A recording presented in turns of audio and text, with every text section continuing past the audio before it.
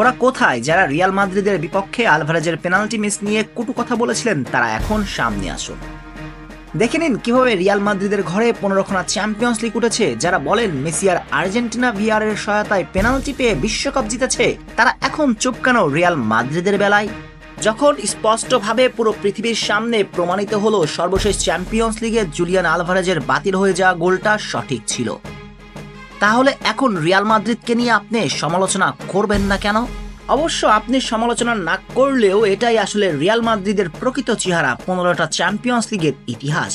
এভাবেই কি 15টা চ্যাম্পিয়ন্স লিগে দেখা পেয়েছে মাদ্রিদ? প্রশ্নটা তোলাই থাকলো। যাই হোক, আসি মূল ঘটনায়।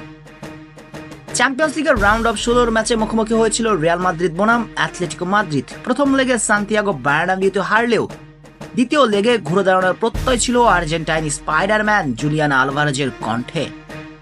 সান্তিয়াগো বার্নাবিউতে সে ম্যাচ হারের পর বিশ্বজয়ী এই ফুটবলার বলেছিলেন 90 মিনিট এখনো বাকি আছে, যেটা আমরা আমাদের ঘরের মাঠে খেলবো।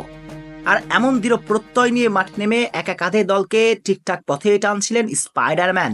যেন এক স্পাইডারম্যানের কাছে যেন অনেকটা দিশারা হয়ে পড়েছিল সফেদ জার্সিধারীরা। নিজের দিয়া কথা রেখেছিলেন, রিয়াল মাদ্রিদের বিপক্ষে তুলে নিয়েছিল তার দল 1-0 জয়। কিন্তু 2 লেগ মিলিয়ে সমতায় থাকায় খেলা গড়ায় অতিরিক্ত টাইমে সেখানেও গোলের দেখা পায়নি কেউ, যেখানে আলভারেজের নিয়া পেনাল্টি কিককে বাতিল ঘোষণা করা হয়। যদিও সেটি গোল হয়েছিল বটে, কিন্তু ভিআর গোলটা বাতিল করলো। মূলত আলভারেজ যখন পেনাল্টি কিকটা নিতে যান তখন পা স্লিপ কেটে পড়ে যান, তবুও ঠিকই আদায় করে নিয়েছিলেন গোল। কিন্তু ম্যাচ রেফারি নিজে সে গোলে আপত্তি তুলেন। ধারণা করা হয় আলভারেজের পেনাল্টি কিক নেবার সময় নাকি বলে ডাবল টাচ করেছে, আর সে সন্দেহ তোলার পর চেক দেওয়া হয় ভিআর, আর ভিআরে সে গোল বাতিল করা হয়। এরপর আলভারেজ থেকে শুরু করে অ্যাথলেটিকো মাদ্রিদ এমনকি ফুটবল প্রেমীরাও প্রশ্ন তোলে মাদ্রিদকে জিতানোর জন্য রেফারি এমন কাণ্ড ঘটিয়েছেন। আরএমসির রিপোর্ট অনুযায়ী অ্যাথলেটিকো মাদ্রিদ বনাম রিয়াল মাদ্রিদের চ্যাম্পিয়ন্স লিগের দ্বিতীয় লেগের ভিআর রেফারিকে বরখাস্ত করেছে উয়েফা। জুলিয়ান আলভারেজের পেনাল্টি বাতিল করার কারণেই এমন সিদ্ধান্ত নিয়েছে তারা। তদন্তে উঠে আসে যে আলভারেজের ডাবল টাচের যে ভিডিওটি সোশ্যাল মিডিয়ায় এসেছে সেটি ভুয়া কিংবা এডিটেড।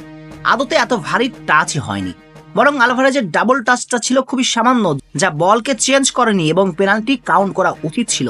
আর এই কারণেই ভুল সিদ্ধান্তের ফলে সে ভিআর রেফারিকে বরখাস্ত করলো উয়েফা। তবে এখনো অধিকতর তদন্ত চলছে।